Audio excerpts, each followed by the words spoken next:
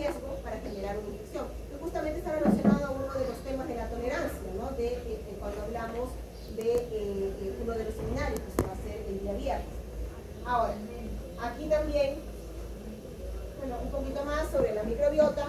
En este caso habla sobre las bifidobacterias, ¿no? Hay varias especies que se tienen, mira, desde el momento de la gestación, ¿no? Las bifidobacterias, cuando se van creciendo en todos los grupos etarios, varias especies. Y esto estamos hablando de esta microbiota protectora, que como va a influenciar también en estas especies la alimentación, el contacto, el consumo de antibióticos. Entonces, aquí para ver un poquito el sistema inmune, ¿okay? ¿Cómo es la respuesta inmunológica a nivel del aparato digestivo? Y aquí tenemos un video que está también colgado aquí en sus PPTs, algo rapidito, que después lo comentamos.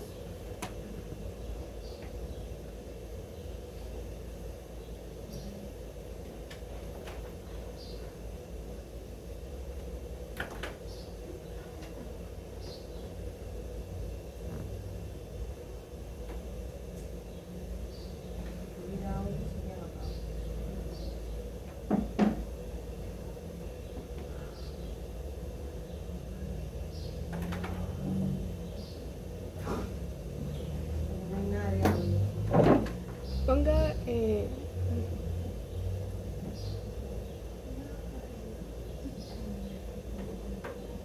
profesora, tiene que poner el Bluetooth el Bluetooth, tiene que poner la flechita, no, ahí, lo azul. ¿Aquí? Sí, para que conecte la bocina. ¿Aquí? Ahí. ¿Este? Ahí donde dice Samsung.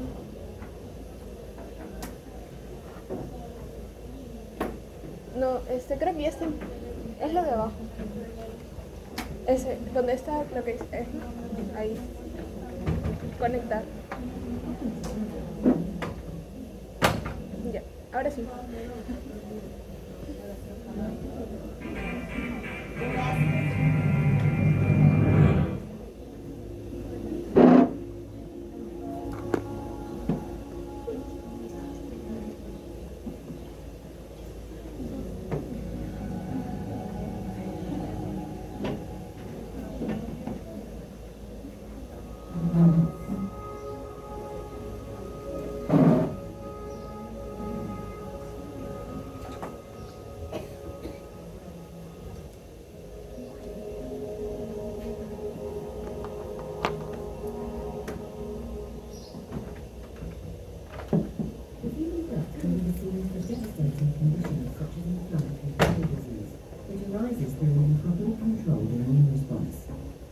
The gut is often the body's first point of contact with microbes.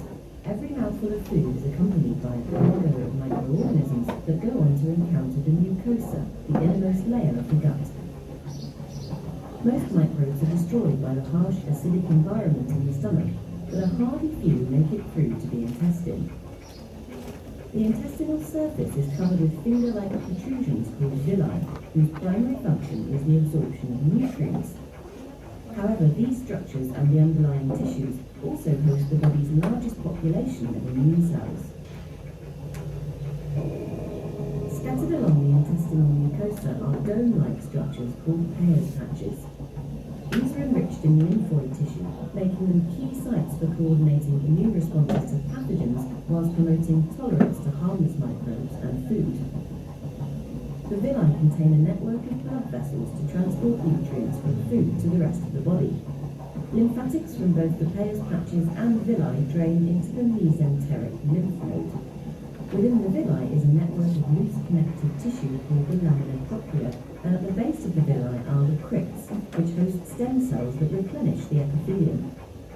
Finally, the epithelium, together with its thick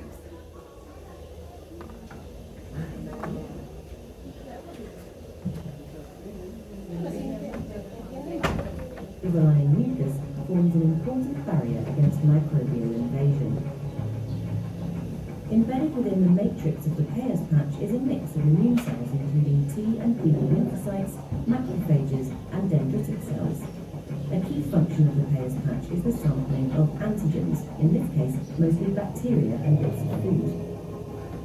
To facilitate this, the Peyer's patch has a much thinner mucus layer as well as specialised phagocytic cells called M cells, which can transport material across the epithelial barrier via a process called transcytosis. Ok chicos, aquí hay varias, la traducción horrorosa, ¿no es cierto?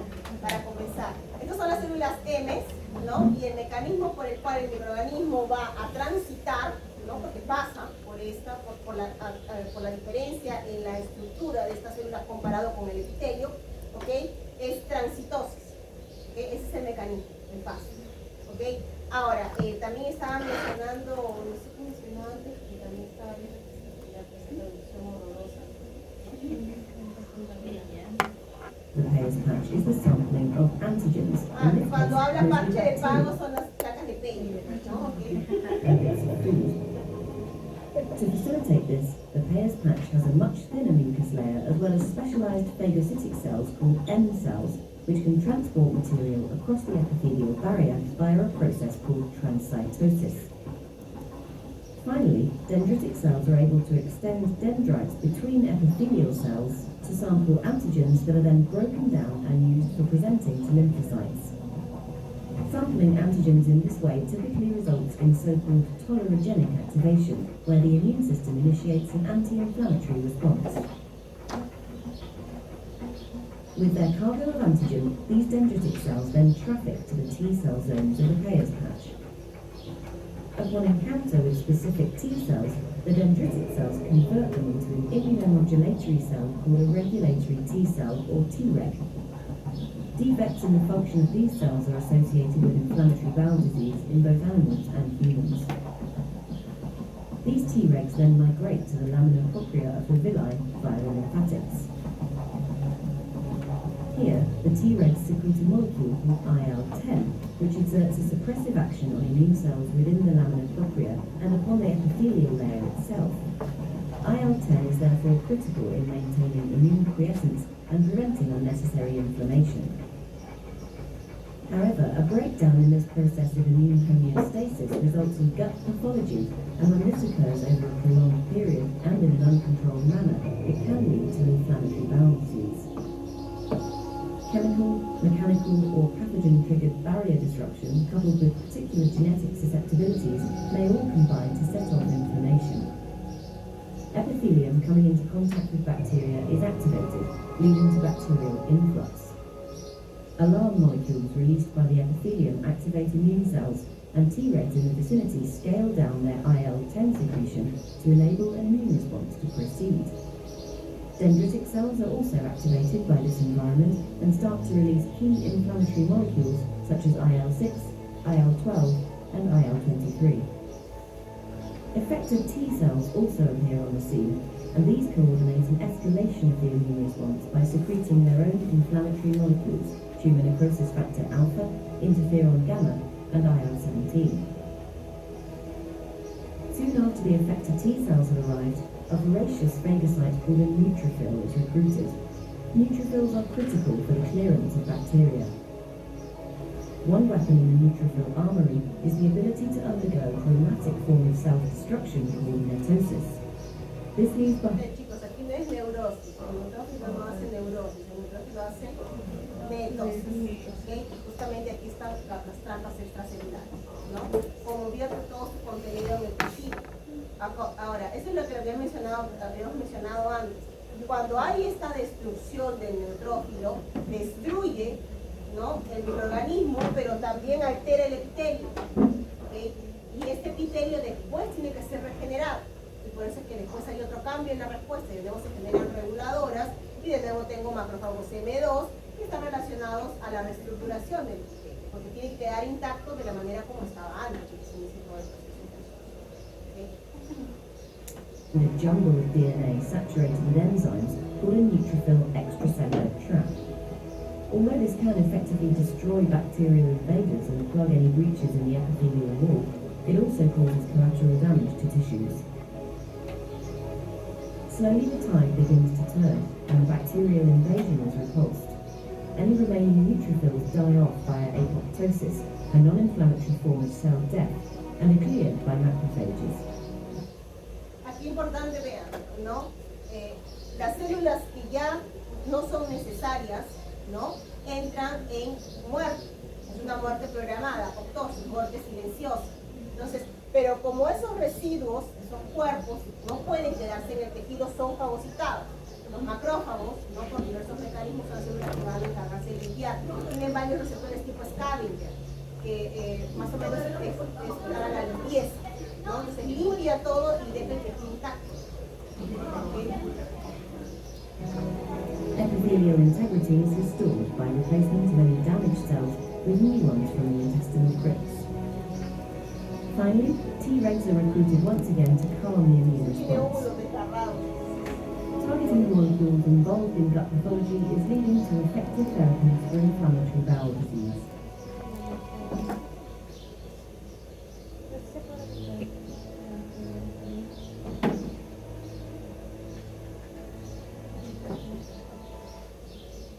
Esos videos estaban finales en los proyectos, ¿no? Entonces, aquí lo que yo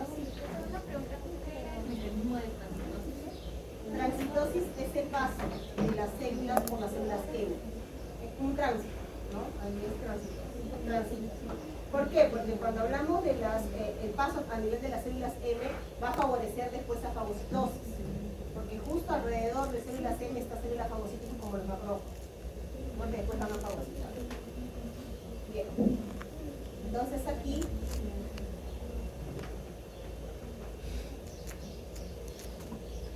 tenemos los diversos tipos de células, ¿no? Tenemos aquí, por ejemplo,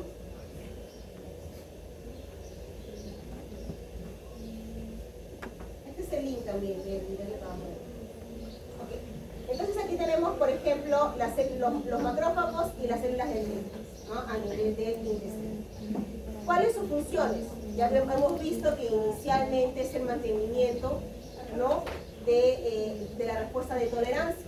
Entonces, frente a quién? Frente a los microorganismos comensales, ¿okay? Por ejemplo, aquí tengo un macrófago, ya sabemos cómo caracterizo por los marcadores extracelulares por citometría de flujo, por ejemplo, esos marcadores que se ven aquí. Entonces, si tengo un monocito que viene por los vasos sanguíneos, después va cambiando alguna expresión de moléculas, incrementa expresión de moléculas tipo clase 2, ¿por qué? Porque tiene que después presentar antígenos, y eso lo hace por el MHC tipo 2.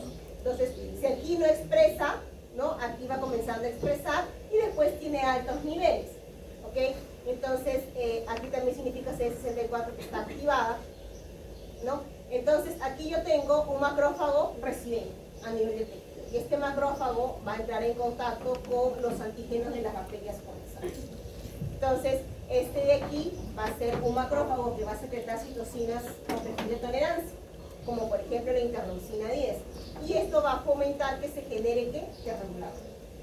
¿Okay? Entonces tengo aquí la respuesta frente a bacterias comensales y por el otro lado tengo un ejemplo con dendríticas frente a los componentes alimenticios. ¿Okay? Entonces por aquí yo tengo dendríticas también con diversos tipos de marcadores, ¿okay? Y estas van a captar estos componentes metabólicos que fueron metabolizados, ¿okay? Y van a ir a los linfonodos mesentéricos. Y los linfonodos mesentéricos van a hacer la presentación de antígeno a los diferentes tipos de células T, ¿no? Aquí me refiero, va a entrar en contacto en células con las células T naive o TH0 y dependiendo del estímulo, ¿no? Va a generar, por ejemplo, T reguladora o va a generar TH17 o una TH1, ¿no? Entonces, dependiendo de qué captó, va a generar diversos perfiles de células T, ¿ok? Entonces, aquí para recordar esto ya lo hemos visto, inclusive hay un video, el video está aquí, ¿no? Que es, aquí cuando hablamos de respuesta inmune a nivel de las mucosas, vamos a hablar de otros tipos celulares que forman parte de este tejido, y son las células linfoides innatas, ¿no? Eso lo mencionamos antes, ¿ok? Entonces, ¿qué características tiene una célula linfoide innata? Que pertenece a la inmunidad innata. ¿Ah? Que pertenece a la inmunidad innata a pesar de tener el origen linfoide. Exacto, como menciona su compañera, tenemos aquí un progenitor linfoide como las natural killer o como las células B y T, ¿no es cierto? Pero su activación, así como las NK, es en la segunda línea de defensa, en la respuesta inmunitaria. ¿Okay? ¿Cómo se activan las células linfoides innatas? ¿Qué tipo de estímulos reciben para activarse? Ellos captan el antígeno. Ellos no tienen receptores para antígenos. Ellos se activan por receptores mediados por componentes solubles, o sea, citocinas y puntos. Esa es la gran diferencia que tiene con una célula B y una célula T, que tiene receptores para antígenos. ¿Okay? Entonces, aquí habíamos mencionado que estas ILCs vienen en trío, vienen en tres. Yo encuentro tres perfiles.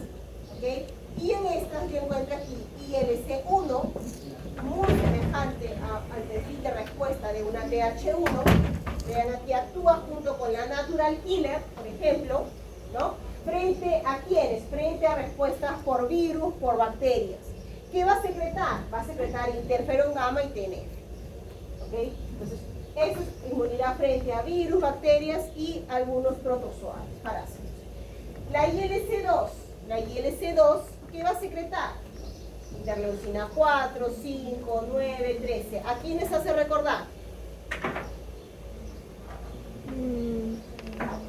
A una TH2. ¿Ok? Entonces, esta de aquí va a actuar, ¿no? Reclutando macrófagos, reclutando eosinófilos. ¿Por qué? Porque va a estar presentes en respuestas frente a quiénes, frente al mito, por ejemplo. Entonces, secretando una interleucina 4, va a activar una célula B para que éste produzca ¿qué inmunoglobulina? La E, ¿no? Secretando aquí una interleucina 5, ¿a quién va a llamar? Eosinófilos. ¿No es cierto que sabemos que los eosinófilos son importantes para el control de infecciones por el minto porque tienen en sus gránulos preformados componentes, ¿no?, tóxicos que van a degradar la pared de un helminto, un verme grande, ¿ok? Entonces, aquí también una interleucina 13, ¿no? O una interleucina, aquí en este caso la interleucina 13 va a ayudar para el aumento de la producción de moco. También va a estar relacionado al peristaltismo.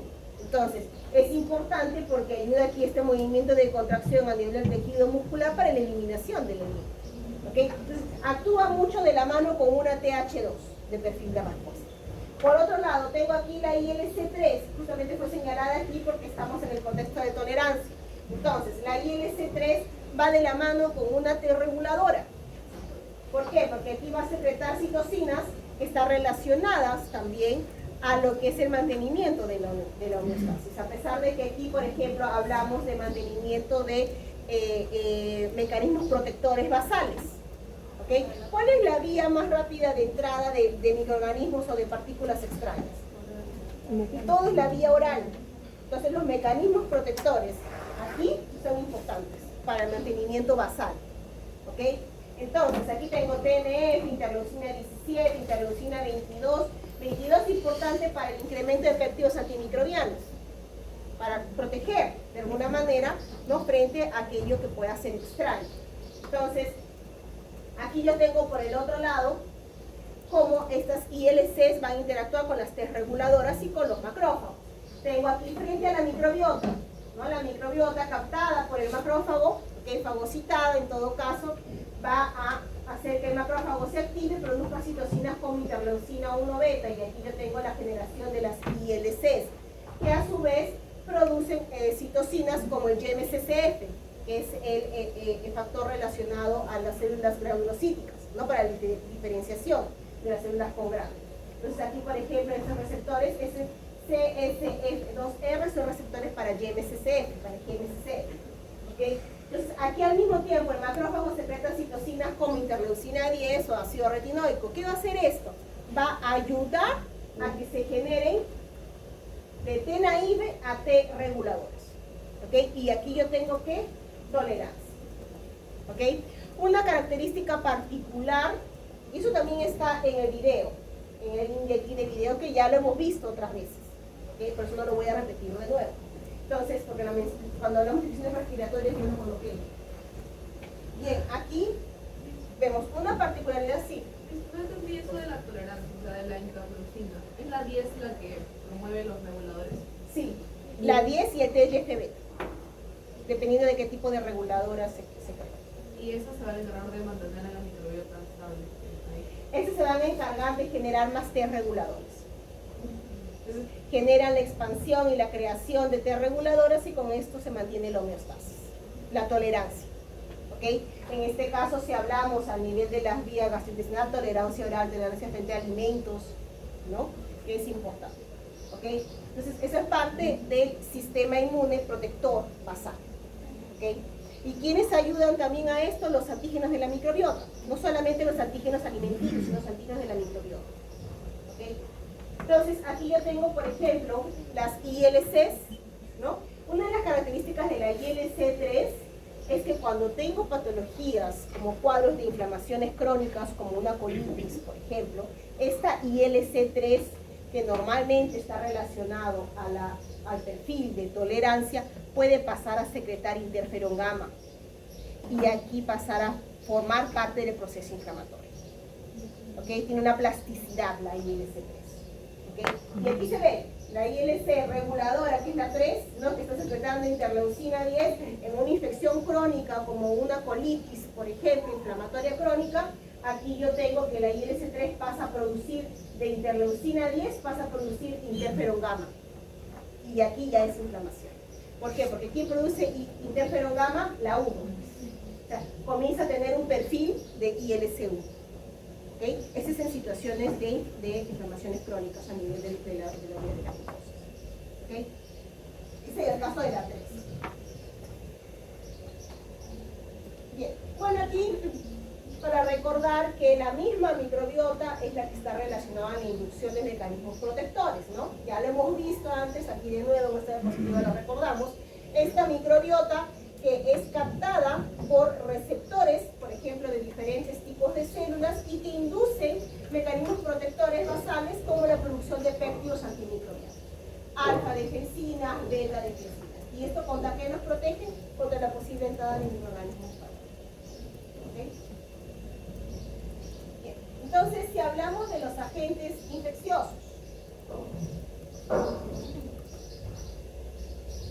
hablando de los síndromes gastrointestinales más comunes, los cuadros de diarrea. ¿Okay? Entonces, ¿quiénes van a ser? Como pueden ver aquí, en este cuadrito, y también de nuevo lo van a ver en el laboratorio, ¿okay? Estos agentes infecciosos, la mayoría son bacterias. ¿Okay? Y de estas bacterias, a la cabeza viene nuestra amiga E. coli, ¿no? O sus variantes patógenas. ¿Okay? Entonces, porque por aquí abajito tenemos a 3 no bacterias. Uno es el rotavirus, ¿ok? ¿Quién es el rotavirus? Ya lo hemos visto varias veces en clase. ¿Qué infección presenta? ¿Por qué es importante? ¿Dónde se encuentra? ¿A quién afecta? ¿Su mayoría? Todo eso lo hemos discutido. También causa diarrea. ¿Diarreas En los niños sobre todo. en los niños principalmente? ¿Ok? Por eso es importante que la vacuna, ¿es cierto? Esta vacuna que se le coloca a los niños menores de 5 años, ¿ok? En 2 dosis, ¿no? ¿Qué características tiene la vacuna de rotavirus? Por eso es importante recordar. Por eso está aquí. Que es ¿De qué tiene? ¿Qué tiene la vacuna de rotavirus? Es pentavalente. El virus atenuado, ¿ah? Es pentavalente, puede ser pentavalente o monovalente. Y puede tener tanto una recombinación de la cepa que es bovina con la que es humana. Ah, y ese es el Rotatec. Ajá, el Rotatec. Rotatec. Es una de las estrategias. Pero lo importante en todo caso es que sí es una estrategia, ¿ok? Pero en nuestro esquema de vacunación está la que tiene el virus atenuado. ¿Okay? Nosotros utilizamos la del virus atenuado. ¿Recuerdan cómo es la aplicación? Oral. Oral, ¿no es cierto? Son las vacunas de las gotitas que se le dan, ¿no? En 2 dosis a los niños. ¿Ok? Entonces, por eso es importante la vacuna, porque sabemos que aquí, ¿no?, genera cuadros de diarrea acuosa con destrucción de la mucosa, principalmente. ¿Bajo qué condiciones? ¿dónde se encontraría? Destino del En el agua contaminada. Esto viene justamente, hasta antes del 2018, esta vacuna de rotavirus no estaba en nuestro esquema de vacunación. Entonces se veía un alto índice de mortalidad de niños. Y viendo las necesidades que hay en nuestro país por el bajo contenido, ¿no?, de el agua potable, las condiciones salubres, ¿no?, del agua, entonces se incidió en el esquema de vacunación. ¿Okay? Y esto es muy importante porque disminuyó la incidencia de casos, ¿no?, protegiendo así a los niños. ¿Okay? Entonces, eso es para el caso de rotavirus. Y esto de aquí, no voy a entrar mucho en detalles porque es una clase de parasitología, ¿ok?, que es la Yardia lamblia y la Entamerostoma, ¿no? Ambos parásitos protozoarios, en todo caso, que generan cuadros de diarrea. Y en el caso de la entamerostoma, la disentería, ¿ok? Y en el 10% de los casos, los cuadros de infección a nivel de suelo, ¿no? ¿Ok? Entonces, que hay que ser bien suertudo para estar en ese 10% de los casos. ¿Okay? Bien, entonces, cuando hablamos aquí, Escherichia coli, y este es el tema del seminario de esta semana. Tenemos Escherichia coli enterotoxigénica, enteropatógena, enteroinvasiva, enterohemorrágica, enteroagregada. Su nombre dice cómo es el mecanismo de infección. ¿Okay? Entonces, si hablamos de la enterotoxigénica, ¿qué tipo de diarrea genera? Abscesos. ¿Cuál es su factor de virulencia? Sus toxinas. ¿Okay? Aquí hablamos de dos tipos de toxinas, termolábil y termostato. ¿Okay? Vamos a ver un poco más sobre el mecanismo de infección, ¿no? ¿Por qué están estas toxinas relacionadas a la inmunopatogenia de este microorganismo? ¿Okay? Entonces, y también sus filias, ¿no?, por su adherencia. ¿Okay? La enteropatógena genera cuadros de la enterotoxigénica, como es toxígeno, todo toxinas. Esto es lo que genera lo que se conoce como la diarrea del viajero, ¿no? Viene el turista y aquí dice, qué rica es la comida de Perú, ¿no? Y come ceviche, come la tracalada de comidas que tenemos nosotros. Y a los 2-3 días tiene un cuadro de diarrea secretora que pobrecito no sabe cómo hidratar. ¿Okay? Entonces, eso es la enterotoxina. ¿Okay? No es la bacteria, es su toxina. ¿Okay? Generalmente el peruano, que estamos acostumbrados a comer los famosos recalentados, ¿no? La comida de un día, al día siguiente es desayuno, ¿no? Desayuno, almuerzo y cena. Entonces ahí estamos. ¿Okay? Entonces, aquí importante cuando hablamos de infecciones gastrointestinales, y eso me olvidé comentar en el otro grupo que estaba dando la clase esta misma. Cuando hablamos de infecciones respiratorias, son estacionales, ¿no es cierto? Eso ya lo mencionamos previamente, en épocas justamente de frío, ¿no? Los resfríos, las infecciones respiratorias, más comunes en épocas de invierno, ¿ok? Las infecciones gastrointestinales más comunes, ¿cuándo? En verano. En verano, porque las bacterias tienden a proliferar más y cuanto más proliferan producen más toxinas. ¿Okay? Por eso es importante, por ejemplo, los medios de refrigeración, los refrigeradores, ¿no? Cuando un refrigerador deja de funcionar, comes la comida y no te das cuenta, la toxina está allí y te da un cuadro de diarrea. ¿Okay? ¿Qué suele suceder más? Ustedes los refrigeradores se malogran más porque los pones a trabajar más cuando en verano, ¿no? Aumenta más la potencia y ahí tiende ya a mantenerse.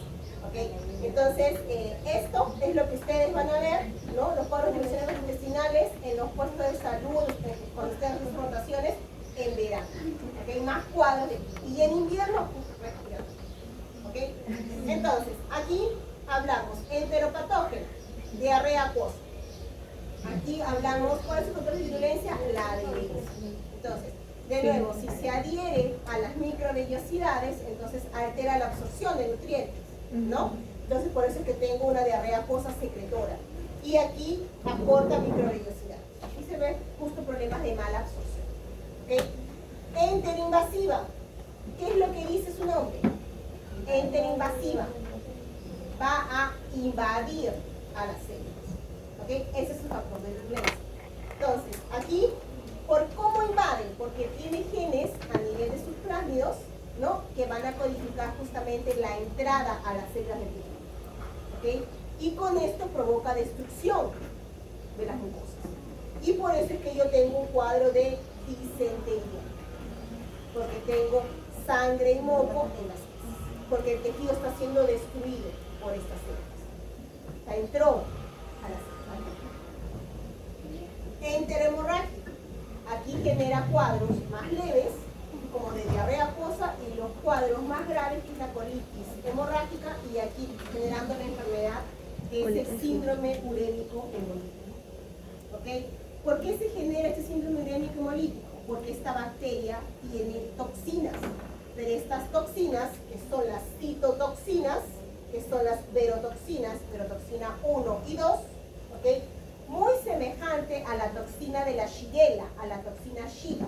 Este mecanismo es muy semejante al de la Shigella, ¿ok? Pueden ir asociando, ¿ok? Entonces aquí tengo las citotoxinas, la verotoxina 1 y 2, que se unen a receptores presentes, aquí síndrome urémico hemolítico, a nivel de los riñones, receptores presentes a nivel de las microvellosidades, y lo que va a causar es, por ejemplo, en el caso de los riñones, insuficiencia renal aguda, y características aquí, ¿no?, de lo que es el síndrome urémico hemolítico. ¿Okay? ¿Qué más? La Escherichia coli enteroagregativa. ¿Qué es lo que me dice que hace la bacteria? ¿Su nombre? Si dice que es enteroagregativa. Toxinas. Se agrega, ¿ok? Y cuando dice se agrega, se van a poner una sobre otra. Tomando un poco. Piensen en una pared, piensen en esta pared sin pintura, vean los ladrillos, ¿ok? Que están por debajo. Eso hace la bacteria, una sobre otra, ¿ok? ¿Y dónde lo hace? En las microvellosidades. Entonces, una vez que se deposita de esa manera, obviamente el sistema inmune va a intentar controlar y se aumenta la producción de moco. Y este moco va a rodear este agregado de bacterias y se va a formar biofilms. ¿Okay? Entonces, aquí altera la función de absorción, se forma biofilms, ¿no? Y esto es lo que está generando aquí el cuadro de diarrea acuosa. ¿Por qué lo hace? Porque tiene sus fimbrias también. Y aquí tiene sus enterotoxinas. Un detalle, cuando hablamos de las toxinas termolábil, termoestable, enterotoxinas, estas no generan daño en el sentido que no va a haber un proceso inflamatorio, pero las citotoxinas, aquí hay un proceso inflamatorio. Cuando hablo de enterotoxinas o de toxinas termolábil, estas de aquí, lo que va a suceder es diarrea acuosa. ¿Okay? Cuando hablo de citotoxinas, aquí yo tengo daño del tejido, ¿okay? Y está asociado a disentería. No escuché lo de las citotoxinas. Las citotoxinas generan un proceso inflamatorio. Entonces, vamos a suponer que yo hiciera un corte histológico a nivel del intestino en este tipo de enfermedad. ¿Qué es lo que yo voy a ver? Infiltrado celular. ¿Okay?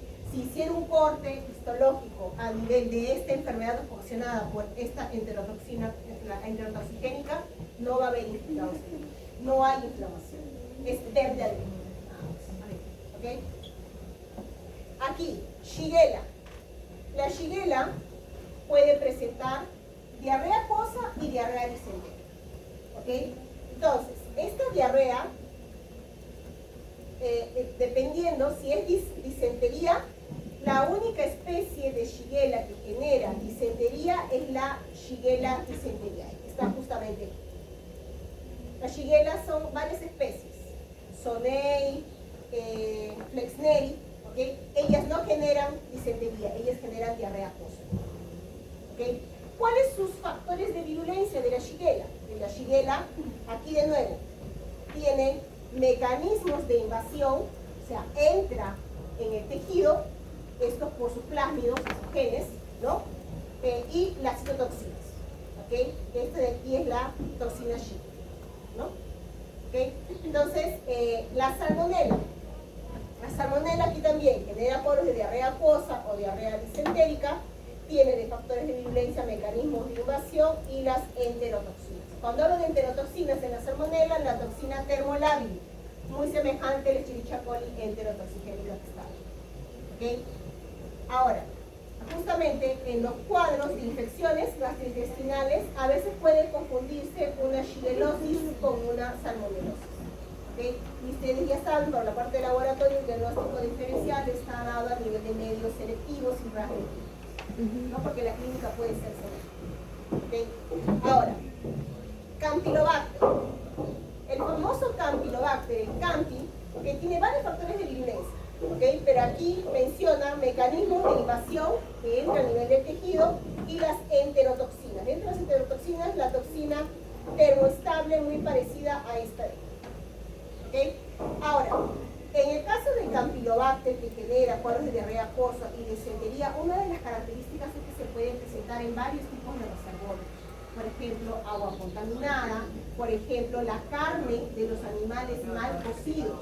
Aquí puedo hablar, por ejemplo, de las aves de corral, podemos hablar de los productos lácteos, leche, quesos de vaca, por ejemplo, o en las carnes mal cocidas de los porcinos. Y también puede darse la manipulación de las heces de esos animales. ¿Okay? En el caso de las aves, no hay una manifestación clínica que pueda visualizar que hay una enfermedad por el Campylobacter en las aves, pero son los reservorios, ¿no? Ahora, una de las características también del Campylobacter que puede estar en el agua contaminada. El consumo de agua, ¿no? Que no está hervida, ¿no? Puede tener la presencia de los reservorios en el agua y también se contagia por contacto, persona a persona. Una persona que está con una infección por Campylobacter, no hay hacer las manos y te dice, hola amigo, hola hermano, hola mano, ¿cómo estás? Ahí te contagia. ¿Ok? Entonces, esos medios de contagio. Hay varios reservorios, inclusive el ser humano. ¿Okay? Tenemos aquí otra bacteria, que es la Yersinia enterocolitis. Cuando hablamos de las familias de las yersinias, ¿okay? Hay varias especies, pero para generar infecciones en el ser humano, solamente 3 son importantes. 3 especies de Yersinia. ¿Okay? 2 de ellas generan infecciones gastrointestinales. Y esa es la Yersinia enterocolítica, está aquí, y la Yersinia pseudotuberculosis. ¿Okay? ¿Dónde la encuentro? En alimentos contaminados, mal lavados. ¿Okay? Porque por eso la importancia de las frutas, de las verduras, lavarlas antes de comer. ¿Okay? Y el otro, primo hermano, pero más virulento de la Yersinia, tal vez ustedes lo han escuchado varias veces, es el famoso Yersinia pestis. ¿Qué enfermedad genera la Yersinia pestis? Su nombre lo dice. La peste. ¿Okay? La Yersinia pestis es la bacteria que genera la peste. ¿Qué peste? La peste bubónica, la peste negra, es todo lo mismo. ¿Okay? Dependiendo de la fase. Sí, porque la Yersinia pestis genera, esta bacteria es tan virulenta que genera una infección sistémica. O sea, viaja por el torrente sanguíneo y aquí tienes una peste septicémica, ¿no? La peste negra, tejido necrótico en la piel. Llega a los pulmones, peste neumónica, el paciente muere en 2 días. Y puede iniciarse por la peste bubónica si ha sido picado por la pulga que está infectada con esta bacteria, y ahí tienes los bubones, ¿no? Los bultitos de paraplegia. Si no se trata al paciente en 7 días la peste bubónica, el paciente fallece. Porque es tan virulento así, ¿no? Tiene ese tipo de infección. ¿Okay? Y de esos, los menos letales son nuestra amiga la Yersinia enterocolítica, que solamente genera infección gastrointestinal. Miren que eso, porque el otro es letal. ¿Okay? Entonces, aquí, ¿cuáles son sus factores de virulencia? Mecanismos de invasión y sus enterotoxinas. Hablamos aquí de otro bien conocido, famoso, Vibrio cólera. ¿Qué enfermedad genera? El cólera. ¿Okay? Este de aquí es un virus. ¿El Vibrio cólera? No, es una bacteria. Le dirán, pero profesora, ¿por qué nos dice eso? Porque es lo que más suelen colocar. Me hablan de Vibrio cólera y me dicen, este virus genera esto. ¿Okay? El nombre puede ser vibrio, pero es bacteria, pertenece a la familia de las vibriosas. ¿Okay? Entonces, este de aquí, que genera la enfermedad, el cólera, ¿okay? Genera cuadros de diarrea acuosa. Pero miren, ¿no? ¿Cuáles son sus factores de virulencia? Sus limpias y su toxina antermolar. Genera un cuadro de diarrea acuoso, pero el paciente muere en menos de 24 horas. ¿Han escuchado sobre el cólera? Sí. ¿Cómo es la deposición? ¿Cómo es la diarrea? Muy acosa. Muy acuosa. ¿Cómo es? A ver, descríbanla. ¿La han visto alguna vez? En fotos, por lo menos en fotos. ¿Han escuchado de la epidemia que hubo del cólera, no? Bueno, si no la han escuchado, el día viernes hay exposición sobre cólera. ¿Ok? El cólera, a ver, ¿qué grupo ya han preparado su material, no? Sí, mira, sí, por ahí vamos. Ok, ¿cómo es la deposición? Dígame, descríbame. Me dice muy acuosa, ¿pero qué tan acuosa? Causa ¿A quién se parece? Al agua de qué? Al agua que sale del caño, ¿qué cosa?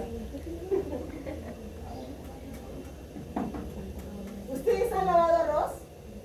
¿Saben cómo es el agua de arroz? Igual, blanquecino, para que tengan idea de cuánta cosa es. Este pacientito tiene pérdida masiva de líquidos. Cloro, sodio, potasio, todo, chao. Por eso es que el paciente puede fallecer en su casita en menos de 24 horas si no es hidratado. Y eso es lo que sucedió en la epidemia que hubo en nuestro país en los años 90, en el año 91. ¿Okay? Las personas fallecían en sus casas. No les daba tiempo de llegar a los centros de salud. ¿Okay? Como no se tenía conocimiento de ese tipo de enfermedad, ¿qué es lo que suele haber? ¿No? Ustedes saben, ¿no? Cuando el paciente tiene un cuadro de diarrea, más de sus 3 deposiciones, muy pocos van el mismo día a consulta. Generalmente si persiste al día siguiente, porque el paciente, ¿qué es lo que piensa? Ah, no, ya va a pasar, y pasa toda la noche de nuevo, ¿no? En el baño, y no pasa. Al día siguiente pide descanso médico y se va corriendo al hospital, ¿no? Entonces espera todo un día con la manifestación clínica. Y en ese día se está deshidratando. ¿Y qué es lo que ustedes van a hacer apenas llega a su paciente? Hidratar, ¿no? Muchos de ellos llegan en tal estado que lo primero que tienen que ponerle intravenoso con suero para hidratar, para que se recuperen, porque si no ahí nomás se quedan, ¿no? Electrolitos, suero, ¿no? Entonces, eso en el caso de esta epidemia de cólera no daba tiempo de proceder, porque el paciente fallecía en su casa, shock hipovolémico, por la pérdida masiva de líquidos. ¿Okay? Entonces, después, obviamente, cuando ya se supo que era lo que sucedía, ¿no? Ya se trató, pero hubo una alta incidencia de muertos lamentablemente en este país. Bien, entonces, Clostridium difficile. Ya también hemos mencionado varias veces desde la primera clase cuando hablamos de esta bacteria. ¿Qué características tiene? Aquí dice que me genera cuadros de diarrea acuosa porque produce citotoxinas. ¿Se acuerdan del Clostridium? ¿Dónde lo encuentran? ¿Formando parte de qué se puede encontrar en nosotros? Tejidos. Músculo. ¿Músculo? El tetani. No, sí, pero los seminarios, si no me paso. El Clostridium tetani. ¿Ah? ¿El Clostridium tetani cuál? No, el Clostridium tetanis no, este es el difficile. Ah, El tetanis es el tétanos.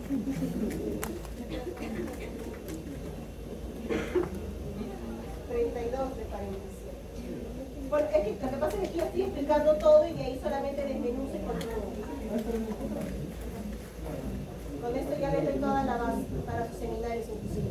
Aquí, Clostridium difficile forma parte de nuestra microbiota.